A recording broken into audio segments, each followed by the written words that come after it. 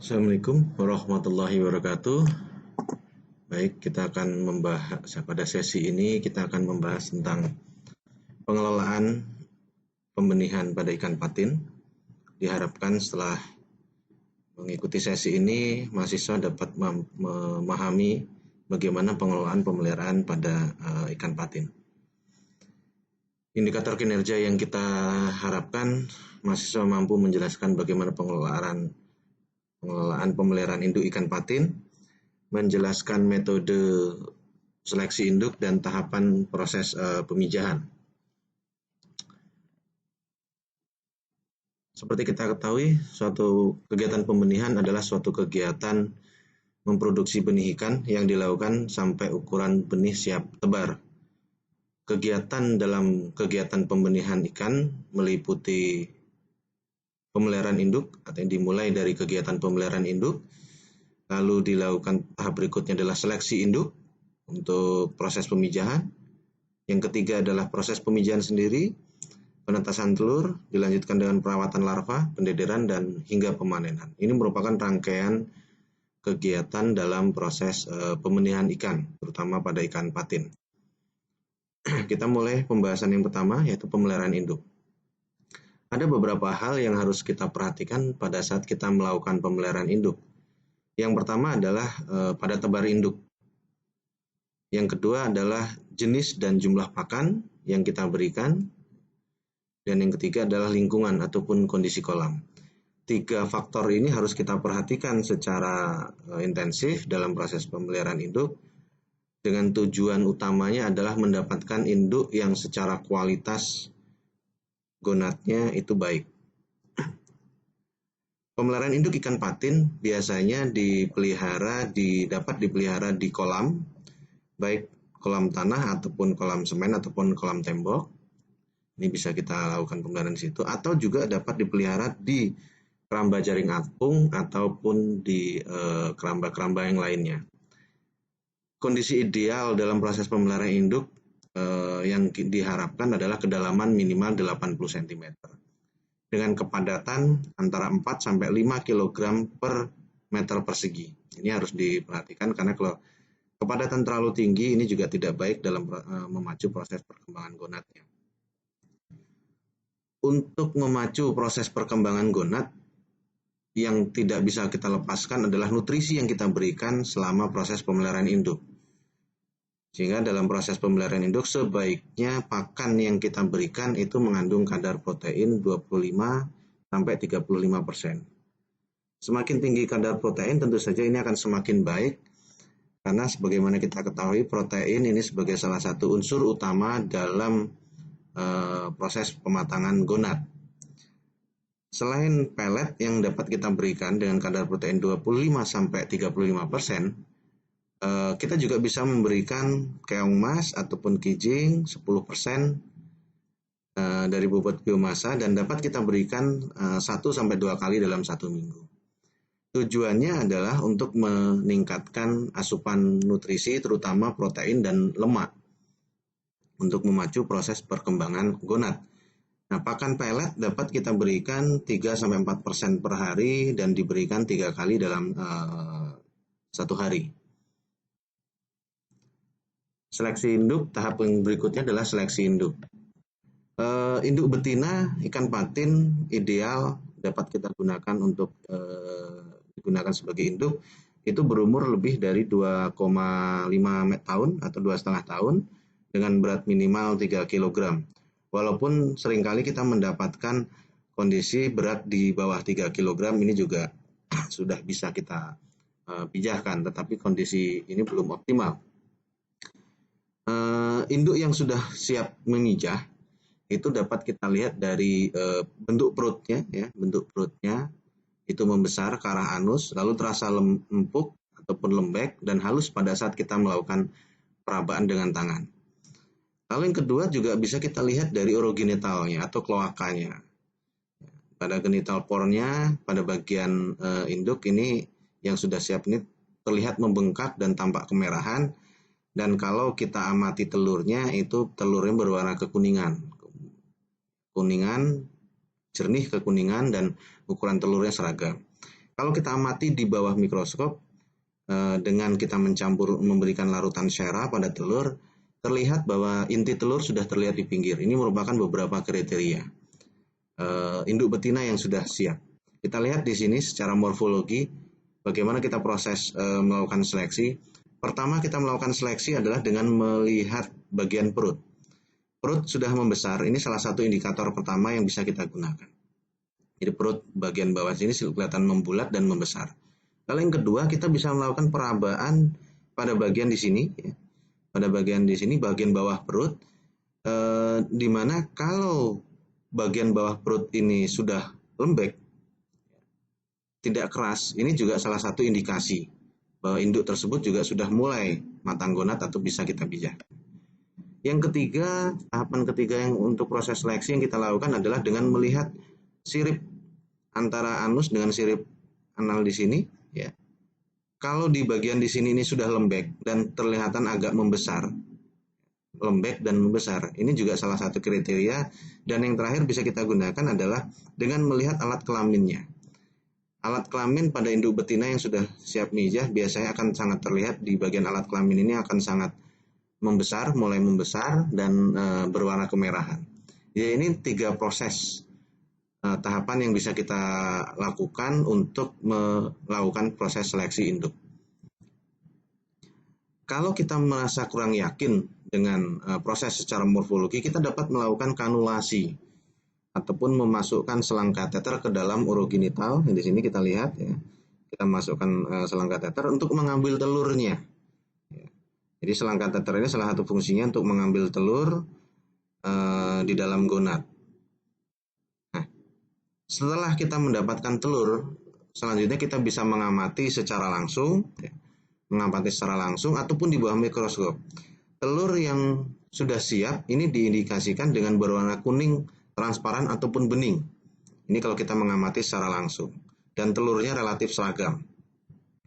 Atau bisa juga kita mengamatinya di bawah mikroskop, sehingga kondisi seperti ini. Ya. Ini telur, inti telur di sini warna putih, ini terlihat warna putih, ini sudah siap untuk dipijahkan. Dia sudah mulai ke pinggir ya, inti telurnya sudah berada di pinggir. Sedangkan ini terlihat bahwa inti telurnya masih berada di tengah. Ini belum kita kategorikan belum siap untuk kita pijah. Telur dari induk yang sudah matang gonad biasanya ukuran telurnya ini relatif seragam dengan diameter di atas 1 mm kalau kita amati bawah mikroskop. Dan 80% dari inti itu sudah bergerak ke arah pinggir. Nah, ini kalau kita ingin meyakinkan bagaimana kita melihat dari tingkat kematangan induk itu sendiri. Sedangkan untuk induk jantan, secara kriteria umur minimumnya di atas 1,5 tahun dengan berat minimal 2 kg. Untuk jantan kita melakukan seleksi apakah sudah bisa kita gunakan atau tidak. Sebenarnya cukup dengan melakukan pemencetan pada bagian urogenitalnya di sini ya. Kita bisa melakukan pemencetan, dan yang harus kita perhatikan adalah jangan kita urut dari depan. Jangan kita urut dari depan sini. Karena kalau kita urut nanti sperma akan terlalu banyak keluar. Jadi cukup kita untuk mengecek apakah sudah ada sperma atau tidak itu dengan mencet pada bagian ujungnya saja. Kalau sperma sudah keluar berarti itu sudah kita kategorikan, itu bisa kita gunakan untuk pemijahan. Tahap berikutnya setelah kita lakukan proses seleksi adalah dengan menyimpan induk-induk yang berasal dari kolam di bak pemberokan. Jadi tahap berikutnya yang kita lakukan adalah kita lakukan proses pemberokan. Pemberokan dapat kita lakukan cukup sehari semalam sebelum kita lakukan proses pemijahan. Apa tujuannya? Tujuan pemberokan secara umum ada 3. Yang pertama adalah membuang kotoran atau feses pada tubuh. Yang kedua adalah mengurangi kandungan lemak dalam gonad yang dapat menghambat stripping ini biasanya. Dan yang ketiga, kita ingin memastikan bahwa perut besar pada ikan patin tersebut itu disebabkan karena telur, bukan karena pakan. Jadi kalau ternyata perut besarnya itu karena pakan, biasanya pada sehari semalam itu akan luruh dan perutnya akan kempes. Nah, ini 3 tujuan utama proses pemberokan pada ikan patin yang kita harus lakukan sebelum kita lakukan proses pemijahan. Berikutnya adalah sarana prasarana. Beberapa sarana prasarana pemijahan harus kita siapkan. Yang pertama adalah media pemijahan. Biasanya kita bisa menggunakan bak pemijahan, apakah bisa dalam berupa waring, ataupun bak pemijahan dalam bentuk kolam semen, ataupun fiber, ataupun di HPA. Ini bisa kita gunakan. Lalu yang kedua, media penetasan dapat berupa akuarium, bak fiber, ataupun corong penetasan yang dilengkapi dengan aerasi. Pada media penetasan ini sebaiknya harus kita siapkan aerasi.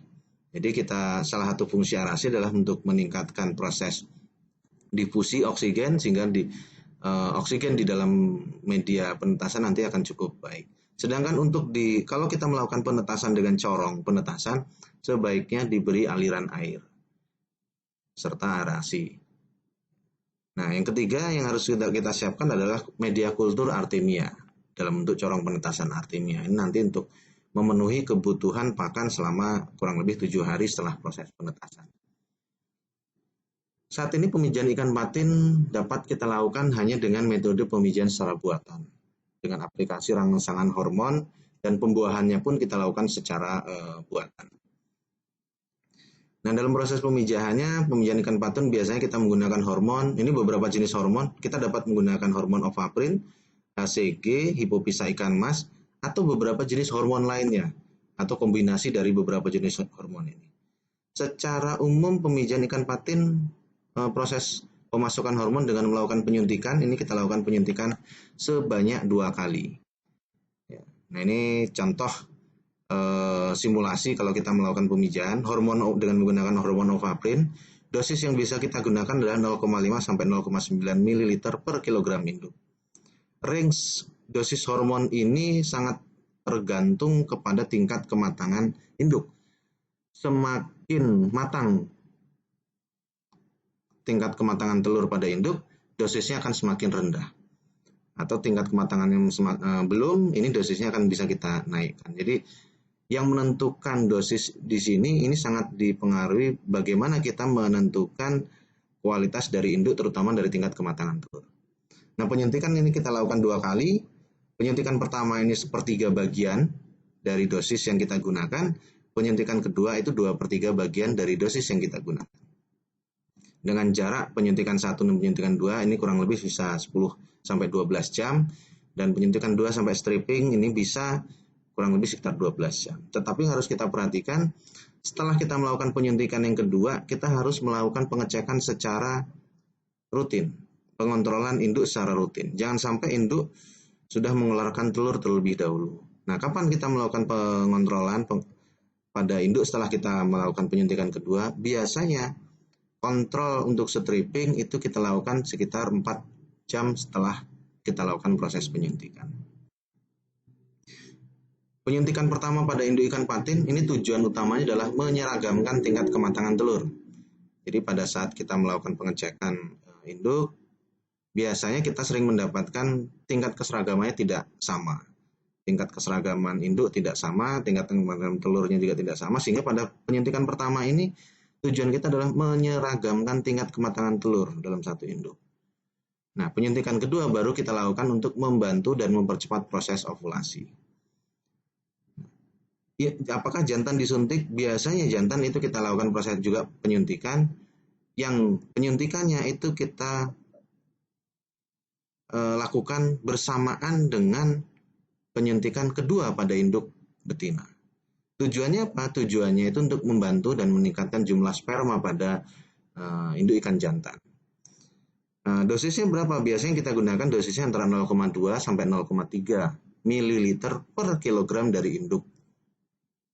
Ini proses penyuntikan yang kita lakukan.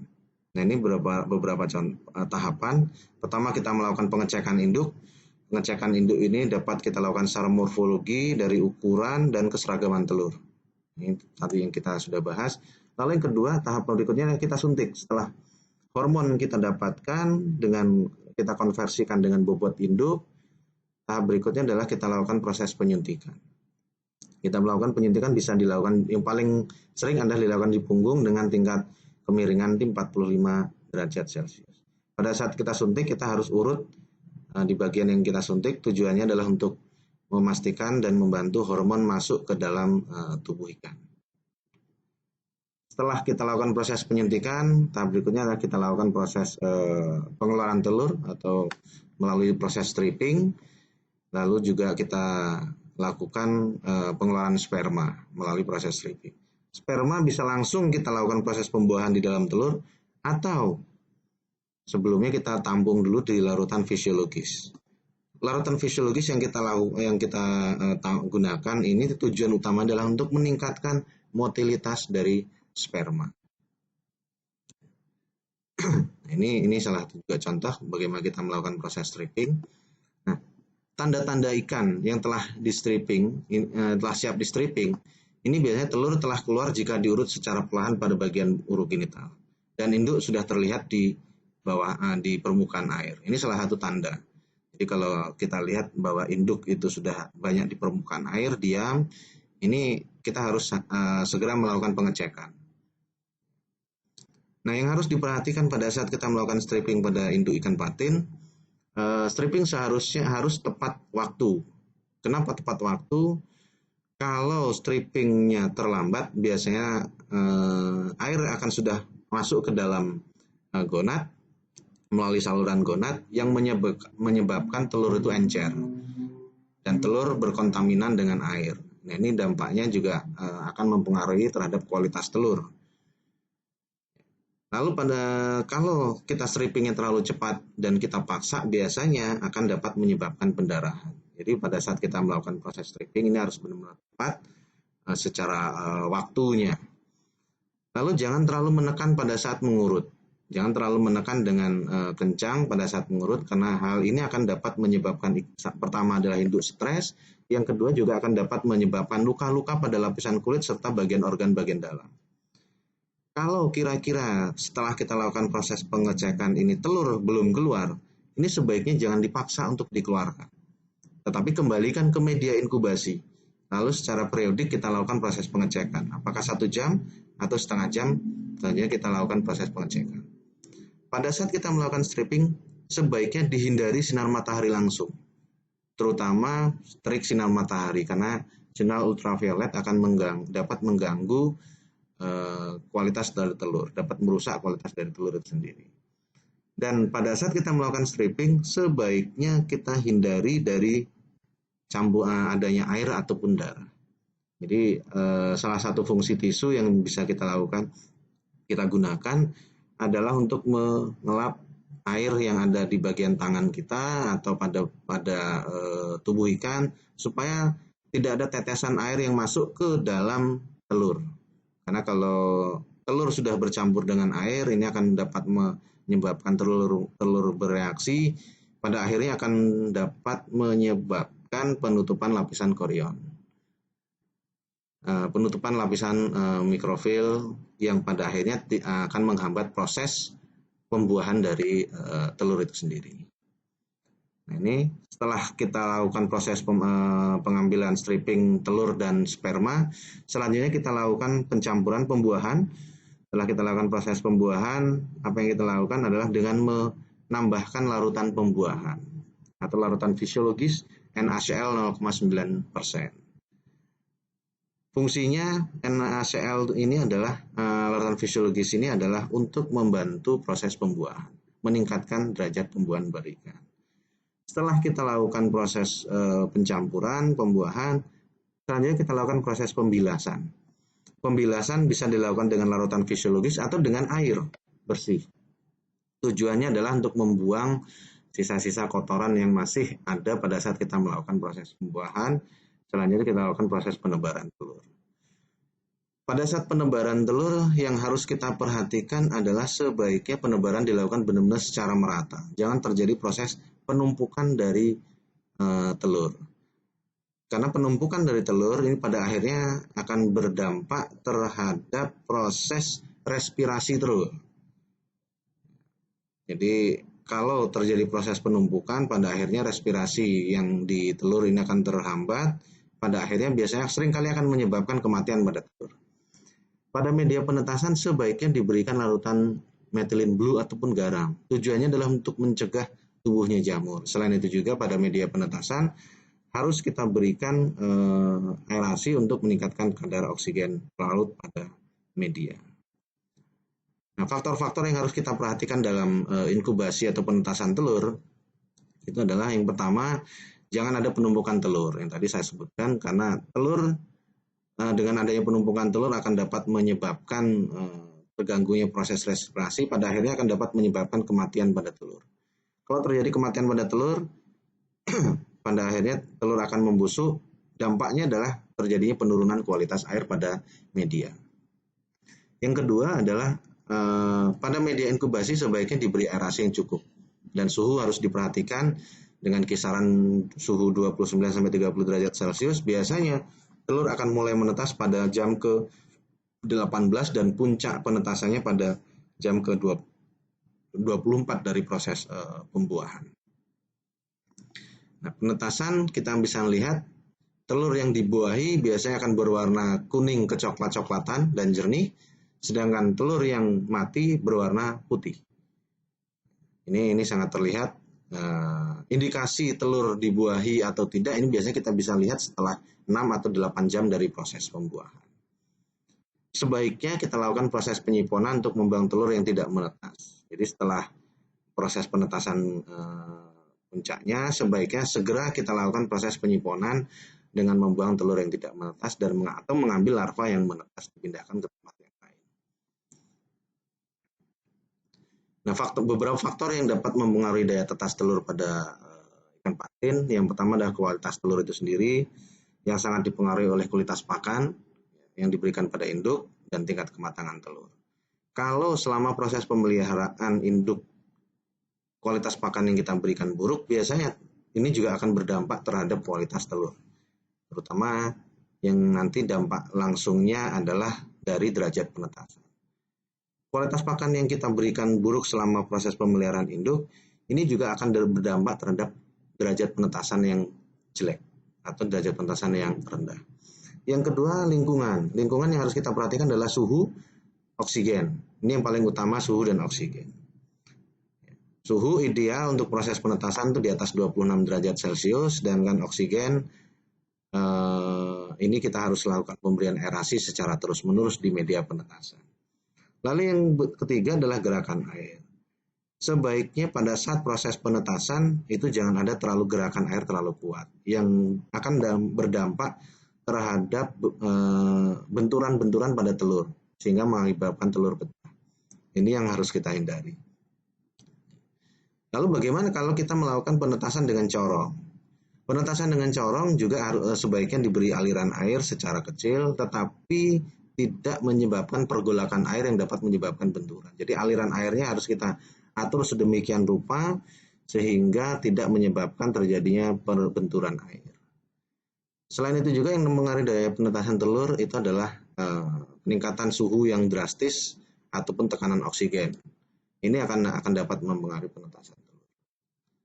Baik, itu saja sesi kali ini. Terima kasih. Assalamualaikum warahmatullahi wabarakatuh.